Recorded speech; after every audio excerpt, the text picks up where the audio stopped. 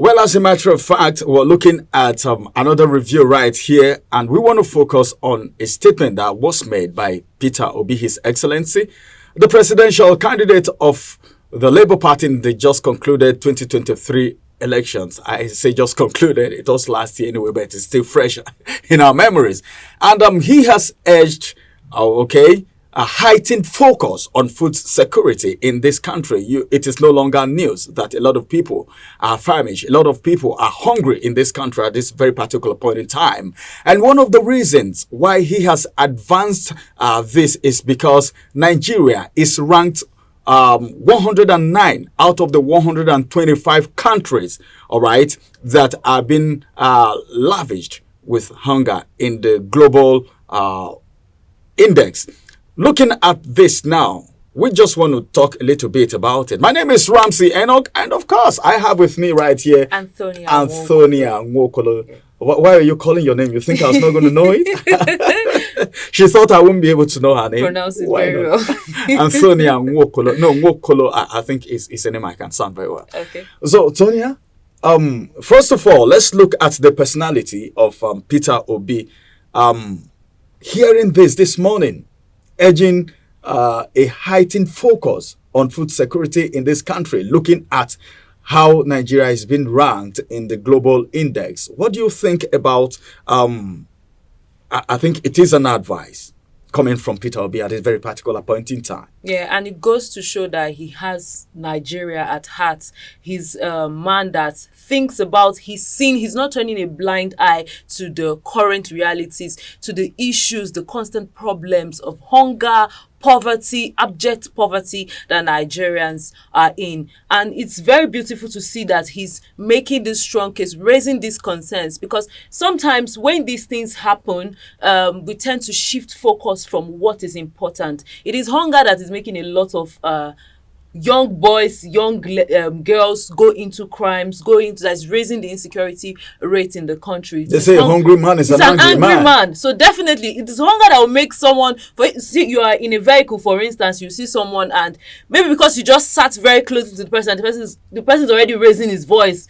Hunger does all of that, and it's beautiful to see someone Peter Obi's caliber noting these points and appealing to the government to do something about it. I was actually surprised too when I heard that when everyone is focusing on how they can suck the economy dry, someone is cautious enough. That is to tell you that Peter Obi is very close to the people at the grassroots, and he knows what is happening. He's been sensitive to the plights of the people. But now, let's look at this.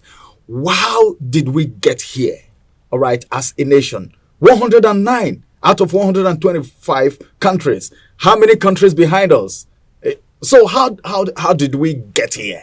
To this point. This point. How I don't know what made us prone to hunger to this level, Tonia.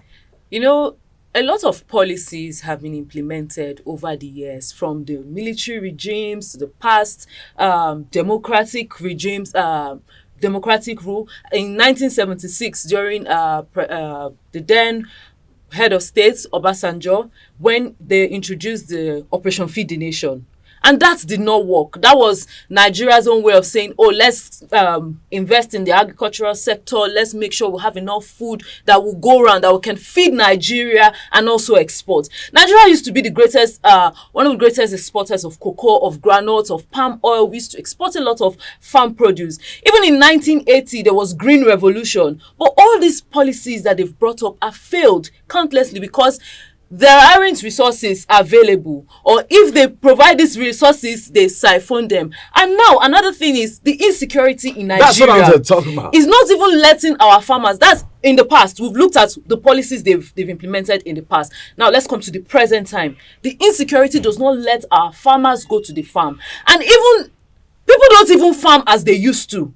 And now the insecurity, the little, those few ones that still feel the need to farm cannot farm. Cannot go to farm because of the herdsmen would attack them, or they'll be kidnapped, or they'll be abducted, and it's just so sad. You see old men and women who still have this passion for farming, who still enjoy seeing their crops grow. They can't farm. And the little we have, we now import. We now import a lot of things that we use, including toothpick. And when we continue to import, our economy will keep deteriorating.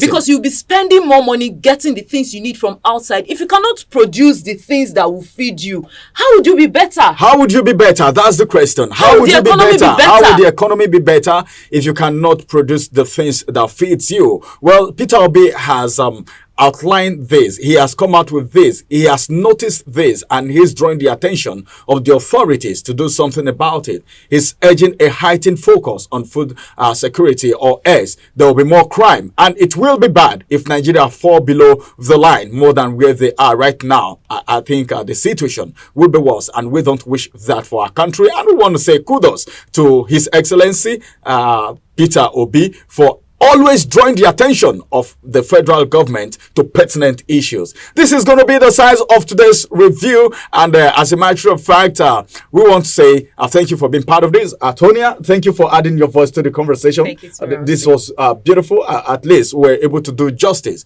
to the topic, and at least giving kudos and credit to Peter Obi. Bye-bye for now, and have a beautiful day. Follow us on our social media handles at Oweleketv. Visit our website at www.oweleketv for a thrilling journey. Oweleketv, rising star at the fairground.